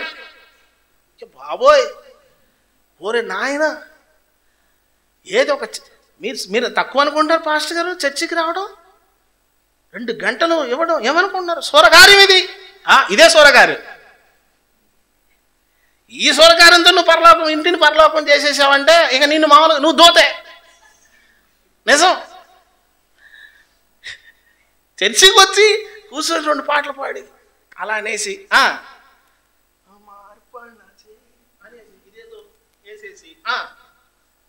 ఇదే పెద్ద శూరకార్యం అనుకుని నువ్వు ఇంటికి వెళ్ళిపోయి ఈరోజు మామూలు శూరకార్యం కాదు అని అనుకున్నావంటే నిన్నేం చేయాలా? నేను తీసుకెళ్ళి అట్టడంటే సముద్రంలో పడేయాలి డాబని ఈదుకుంటే నా బయటికి. శూరకార్యమేనా? శూరకార్యం అంటే చెప్పు. శూరకార్యం అంటే ఏంటి చెప్పండి, టీచర్ గారు చెప్పండి. శూరకార్యం అంటే ఏంటి? శూరకార్యం అంటే ఏంటండి మీరు చెప్పండి. శూరకార్యం అంటే ఏంటి? ఎవడు చేయలేంది.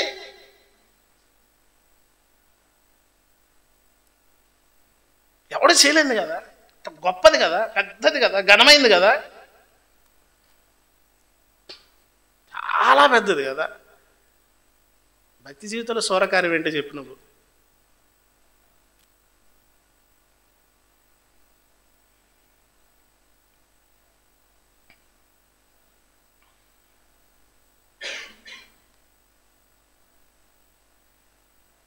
జేమ్స్ చాల్మర్స్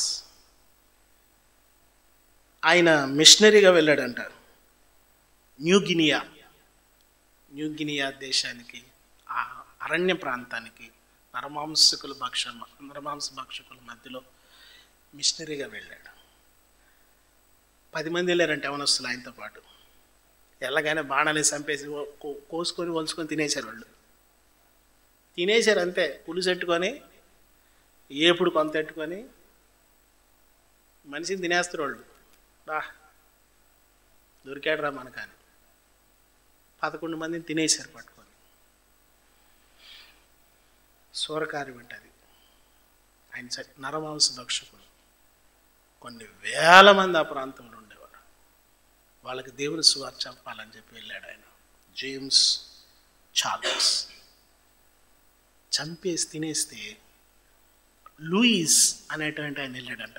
ఆయన చనిపోయాడని తెలిసిన తర్వాత ఆయన వెళ్ళి నరమాంస భక్షకుల్ని 64 పాస్టర్లుగా చేశాడంట. ఆయన మనుషుల్ని తినేసే వాళ్ళని 64 పాస్టర్లు, ఒక్కొక్క చర్చికి 3000 మంది ఉంటారంట విశ్వాసులు. మనుషుల్ని తినేసేవాళ్ళు పాస్టర్లు అయ్యారు. ఇప్పుడు సూరకార్యం అంటే ఏదో చెప్పాలి. అమ్మా నిన్న తమ్ముడు ఒక వీడియో పెట్టాడు, చూసారా? మనకు ఆ ఖాళీ కూడా ఉండదు. చాలా ఆశ్చర్యం వేసింది. దేవుని కొరకు సూరకార్యం అంటే ఏంటి? ఏం చేసావు? కొన్నిసార్లు అంటాం ప్రభువా, ఒక ఆయన అంటాడు ప్రార్థన చేస్తా, ప్రభువా మేము నీకు ఇచ్చేంతటి వాళ్ళం కావు ప్రభువా, మా దగ్గర ఏముంది ప్రభువా. అవునా? మంచి టాలెంటే నువ్వు. చర్చికి ఎందుకు వచ్చావు అసలు? ఇంతసేపు చర్చికి వచ్చి ప్రభువా ప్రభువా నా స్వామి, నా నాథ, నా దేవ, నా ప్రభువా. ఎంతసేపు అడుక్కుంటావు? సిగ్గు అనేది ఉండద్దా జీవితానికి? అదేంటండి పాస్టర్ గారు అంత మాట అన్నారు? పాస్టర్ గారు అంటారా? ఉండాలి మరి. ఎప్పుడైనా చర్చికి వచ్చి ప్రభువా నాకేమొద్దు కానీ నీకేం కావాలి అని అడిగారు ఎప్పుడన్నా? అడిగారు ఎప్పుడన్నా? ఎప్పుడైనా అడిగారా? నాకేమొద్దు. నేను చాలాసార్లు ఈ స్థలంలో ఇక్కడే వచ్చి కూర్చుంటాను ప్రార్థన చేసుకున్నాను. నాకేమొద్దు ప్రభువా. మొన్న ఒక ఆయన చనిపోయాడు, ప్రకాష్ బ్రదరు. ఆయన అంటాడు, ఏం నీ రోగం గురించి ప్రార్థన చేసుకుని? అవసరం లేదు, దేవుడు నాకు ఎన్ని ఇచ్చాడు, ఇంకేం కావాలా? ఉద్యోగం ఇచ్చాడు, నీకు ఇంకేం కావాలా? ఇంకా కావాలి నీకు అబ్బా యాత్రం తగలయ్యా. దేవుడు నీకు అన్నీ ఇచ్చాడు, మంచి కుటుంబం ఇచ్చాడు, తినడానికి మంచి ఇచ్చాడు. కాళ్ళు చేతులు లేని వాళ్ళు ఉన్నారు. నీకు మంచి ఆదాయం ఇచ్చాడు, అది కూడా లేని వాళ్ళు ఉన్నారు. తినడానికి లేని వాళ్ళు ఉన్నారు. మంచి కుటుంబాన్ని ఇచ్చాడు, అది కూడా లేని వాళ్ళు ఉన్నారు. ఎంతోమంది అభాగ్యులు ఉన్నారు. మంచి ఆరోగ్యాన్ని ఇచ్చాడు, అది కూడా లేని వాళ్ళు ఉన్నారు. హాస్పిటల్కి వెళ్ళి చూడు, ఎంతసేపు నాయన నాయన ప్రభువా ప్రభువా. ఒక ఆయన అంటాడు, వేలాది నదులంతా విస్తార తైలము నీకు ఇచ్చినా సరిపోద్దా? నీకు ఇవ్వాలనుకుంటున్నావు. గర్భఫలములో పుట్టిన నా జ్యేష్ఠ కుమారుని తీసుకొచ్చి నీకు ఇవ్వాలనుకుంటున్నాను.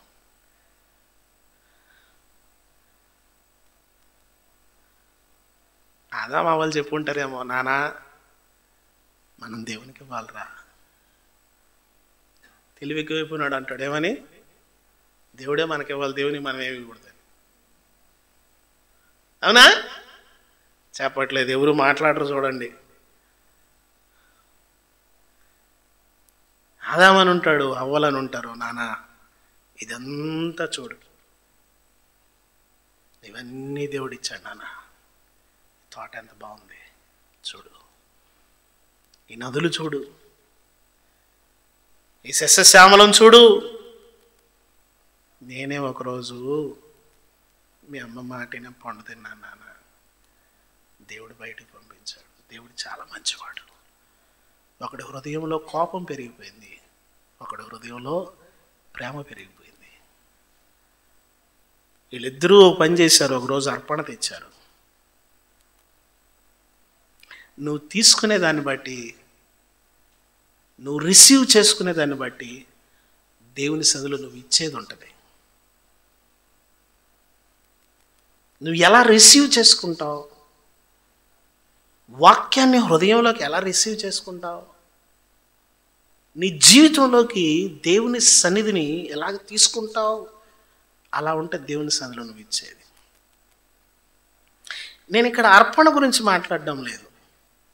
అర్పణ అనేది పక్కన పెట్టు. దేవుని సన్నిధిలో నువ్వు ఇచ్చేది.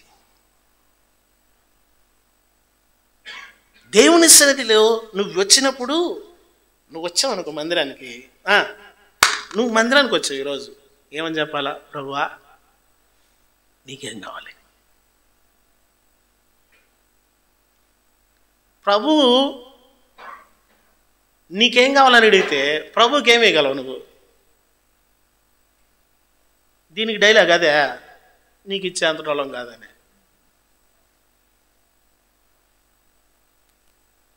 ప్రభువా నా సామర్థ్యం కొలది, నా శక్తి కొలది నేనేదో చేయగలను.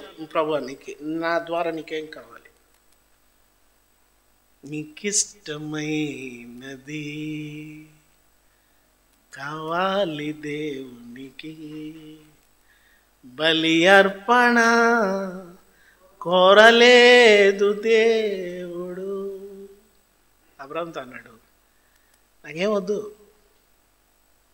అసలు నువ్వెలాంటోడో చూడాలి, నాకేం వద్దు.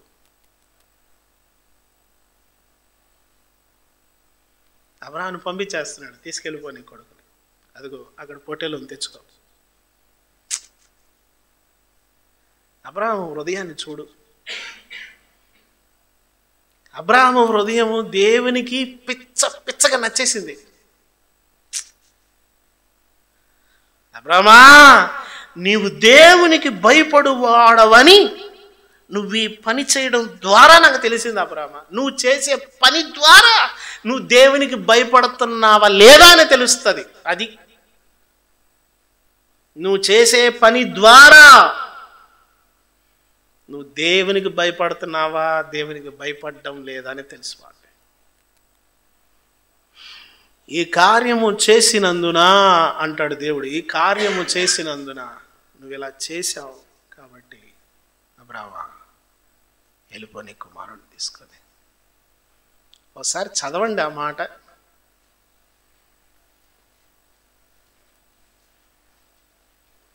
ఆదికాండం 22వ అధ్యాయం. ఎంతో వేగంగా వెళ్ళిపోవాలి అక్కడికి, టైం లేదు.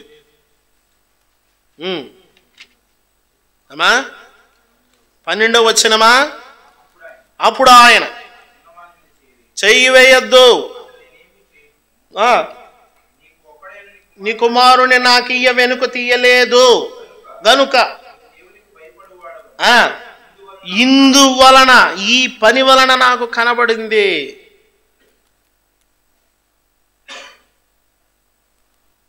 ఒకసారి 19వ వచనం చదవండి.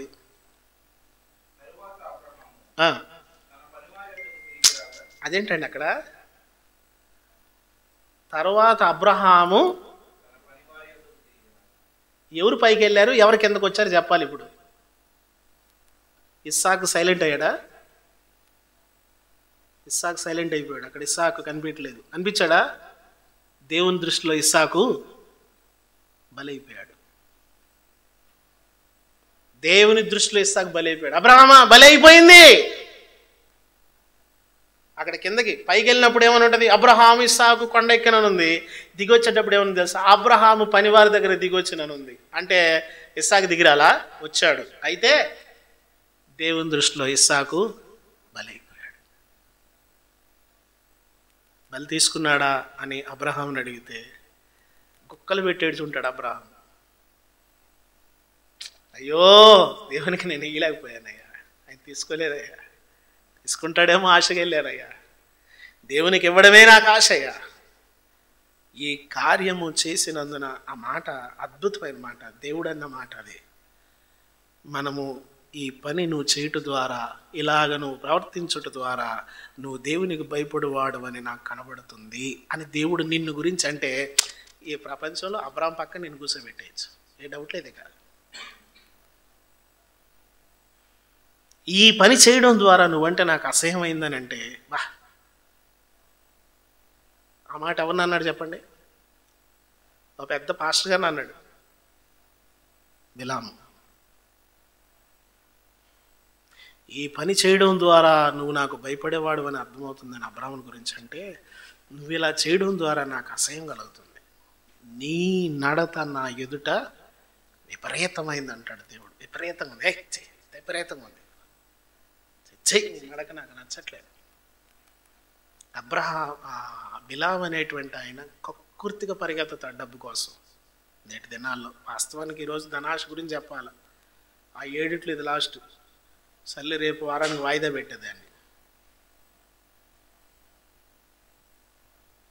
ప్రభువునందు ప్రియమైన వాళ్ళని గమనించండి.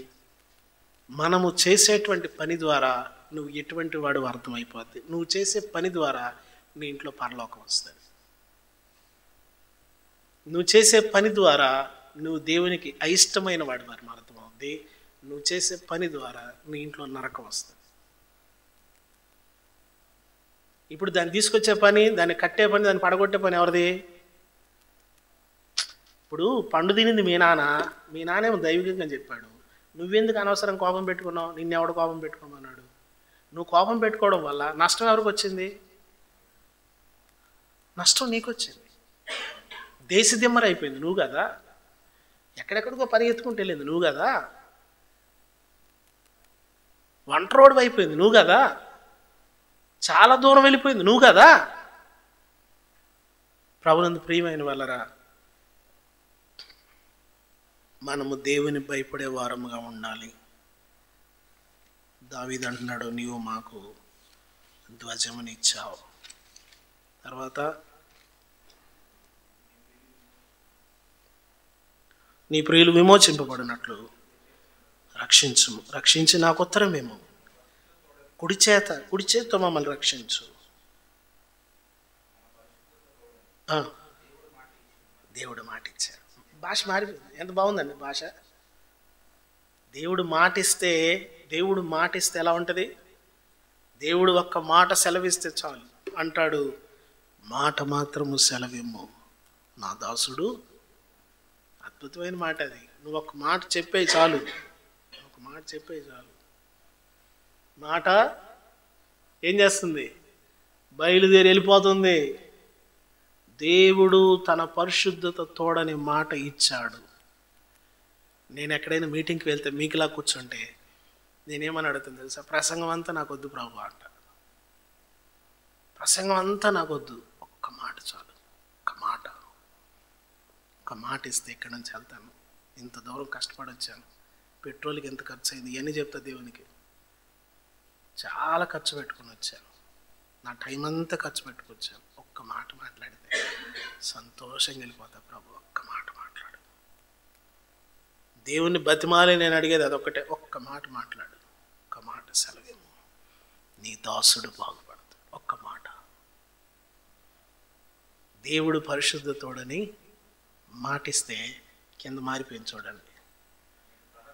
ఆనందం వచ్చేసి అమ్మాయ, దేవుని మాట ఆనందం తీసుకొచ్చేసి నేను ప్రహర్షించదను. ఓ పంచుకుంటామేక, కొలుసుకుంటామేక, నాది నాది నాది అన్నాడు. ఇక చూసారా ఎంత మారిపోయింది చూడండి. నాది. దేవుడు మాట ఇస్తే దీవెనలు, ఆశీర్వాదాలు. దేవుని మాట తీసుకో. అందుకనే నేను మిమ్మల్ని బ్రతిమలాడి మిమ్మల్ని అడిగేది ఏంటంటే బైబిల్ చదవండి అని. ఏం చేయాలా? బైబిల్ దేంతో చదువుతారు చెప్పాలి. చెప్పట్లేదు. బైబిల్ దేంతో చదువుతారు చెప్పాలి. నోటితో అంటున్నారు, మనసుతో అంటున్నారు. మీ కళ్ళు తీసేసి బైబిల్ చదవమనాలి. అయితే ఏం చేసి?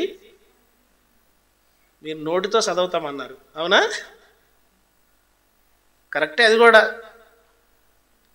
ఇది కనపడకపోతే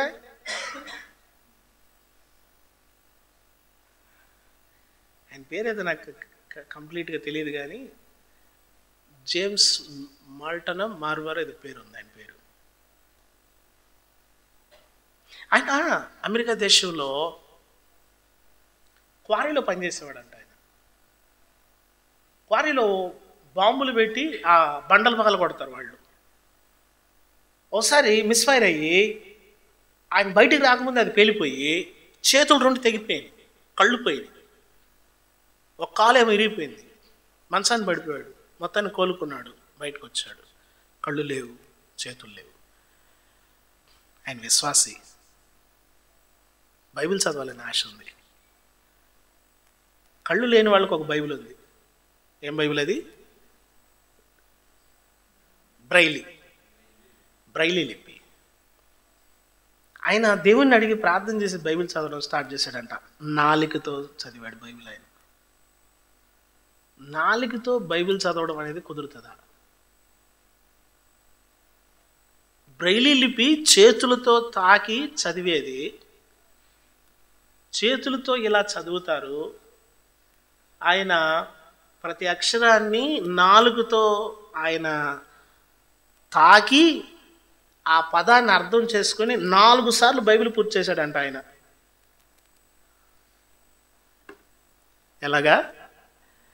ఇప్పుడు కళ్ళు ఉన్న వాళ్ళందరూ చెప్పండి.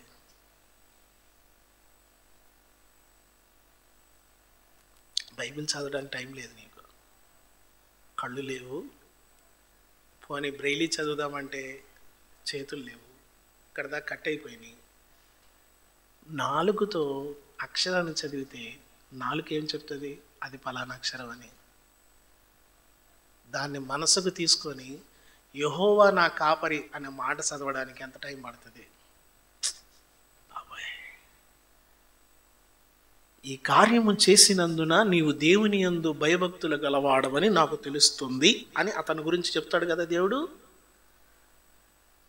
ఈ కార్యము చేసినందున నువ్వు దేవుని యందు భయభక్తులు గలవాడని నాకు తెలుస్తుందని అబ్రాహాం గురించి అలా చెప్పాడు. అతని గురించి చెప్తాడు. నీ గురించి అని చెప్పగలడా? అర్థమవుతుందా? ఏ కార్యం చేసినందున మనం ఒక డైలాగ్ వేస్తాం, ప్రభువుకు తెలియదే ఏంటి మన పరిస్థితి.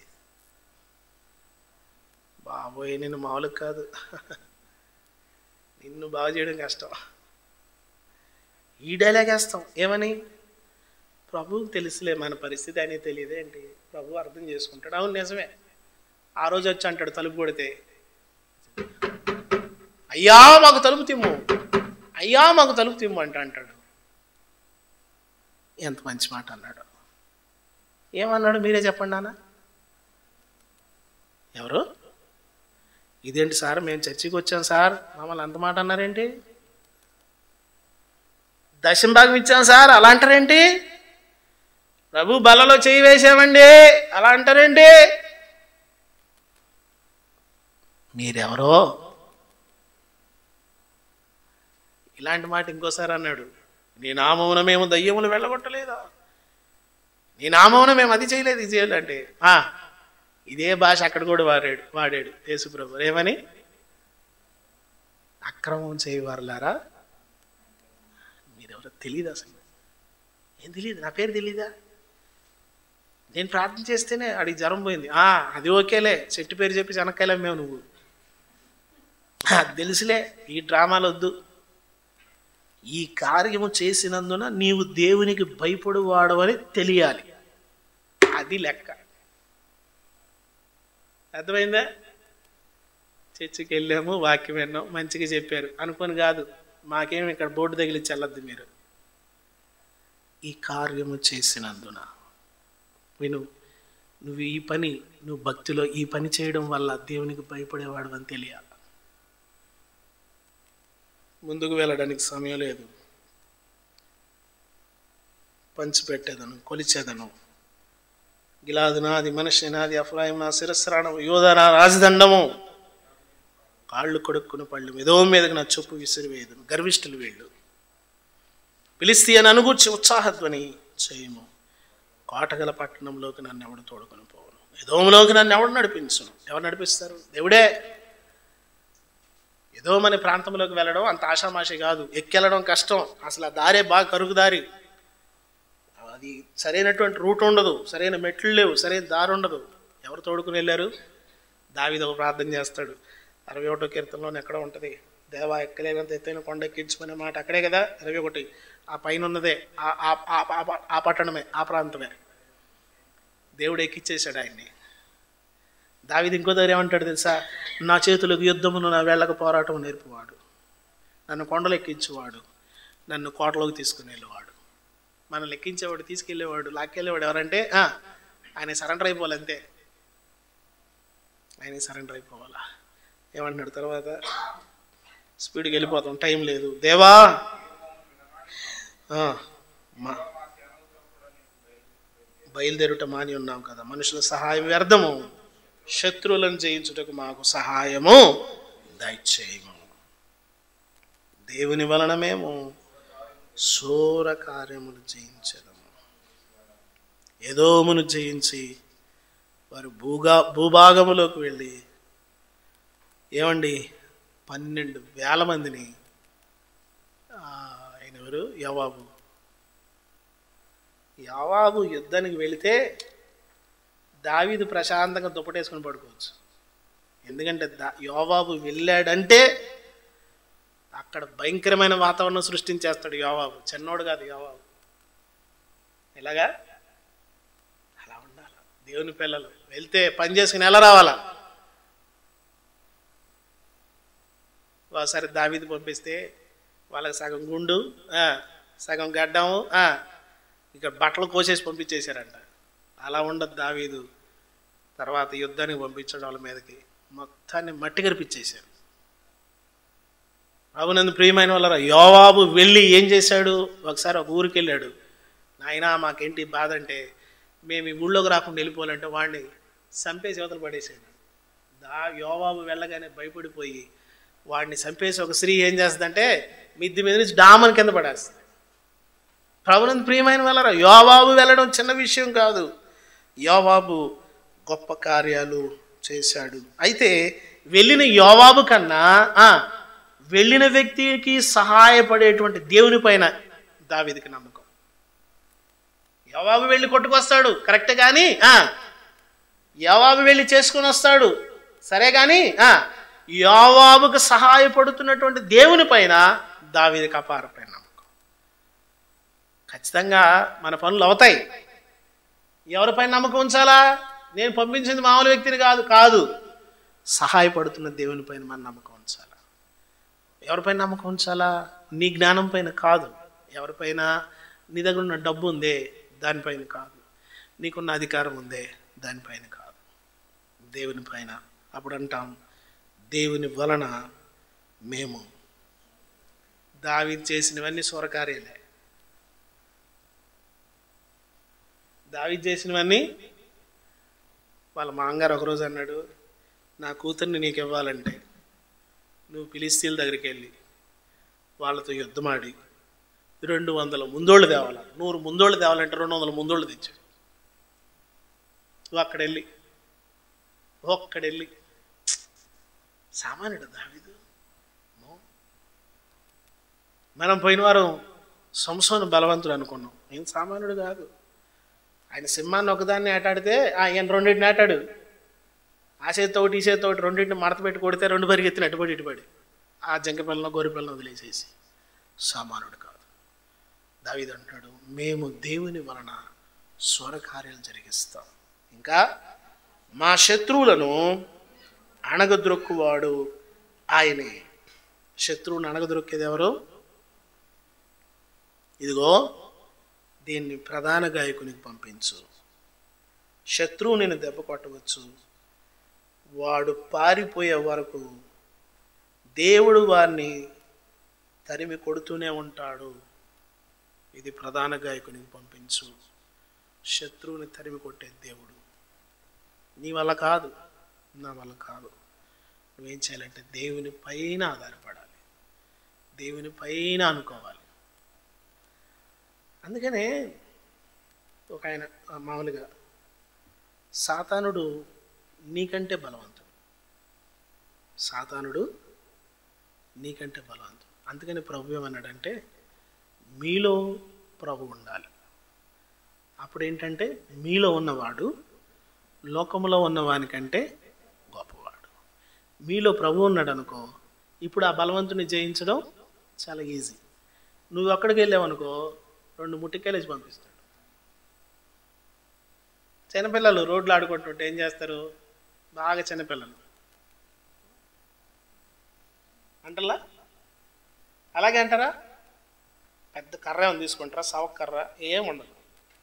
వాళ్ళని కొట్టేదానికి ఈయన పుల్లల్లా అలాంటివి తీసుకుంటారు. సింపుల్. నువ్వు కానీ వెళ్ళావు అనుకో సాతాను దగ్గరికి, నేను ఆడతాను యుద్ధం అని, అలాంటి ఈయన పుల్లది అలాగే అంటాడు. నేను అట్లా వెళ్ళొద్దు. దావీదు పోతా పోతా యుద్ధం యెహోవాదే రారా అన్నాడు అంతే. 5 రాళ్ళు తీసుకొని గిర్రా గిర్రా గిర్రా గిర్రా గిర్రా గిర్రా గిర్రా గిర్రా చెప్తుంటాడు. ఏంట్రా ఆట ఆడుకుంటున్నాడు ఏంటాడు కొట్టే. ఎవరో పాస్టర్ గారు అన్నాడు, దావీదు ఎక్కడ కొట్టాడంటే దేవుడు ఎక్కడ కొట్టాడు. కొల్లియా ఎటుపడ్డాడు చెప్పాలి. ముందుకు పడిపోయాడు. రాయిలా తగిలితే ఇలా పడాలిగా. ఇలా పడ్డాడంటే వెనకబడుతున్నాడు. ఇప్పుడు యుద్ధం జరుగుతుంది, దేవుడు ఎటు పక్క వెళ్ళిపోయాడు చూడాలి ఇప్పుడు మీరు. ఇదేందిరా నాయన, ఇంత యుద్ధం జరుగుతుంటే దేవుడు ఎటుపక్క ఉన్నాడా, ఇటు రాడా? మా శత్రువులు అనగదొక్కడానికి అక్కడ ఉంటాడు పోయి ఆయన. మా శత్రువులు అనగదొక్కడానికి ఎక్కడ కూర్చుంటాడు? ఆడ కూర్చొని నువ్వు టెన్షన్ పడకు, నువ్వు ఆయన పైన అనుకో. ఎలా మొదలుపెట్టింది దావీదు, ఎలా ముగించాడు. అంటే మనం దేవుని సన్నిధికి వెళుతూ వెళుతూ వెళుతుంటే మన భక్తి జీవితంలో, మన ప్రార్థన జీవితంలో, మన విశ్వాస జీవితంలో చాలా మార్పు వస్తుంది. నువ్వు ఏదో వచ్చి అలాగ వెళ్ళిపోవద్దు. దేవునితో సహవాసం, దేవునితో సాన్నిధ్యం కలిగి ఉండు. దేవుడు నేను ఇంకా బలపరుస్తాను. దేవుడి మాటలు దీవించుగాక. తలలు వంచండి, ప్రార్థన చేద్దాం. కళ్ళు మూసుకోనండి, మోకరించండి. దేవుని సన్నిధిలో మన హృదయాలను, మన అంతరంగాలను ఆయన వైపు కుమ్మరించి ప్రార్థన చేద్దాం.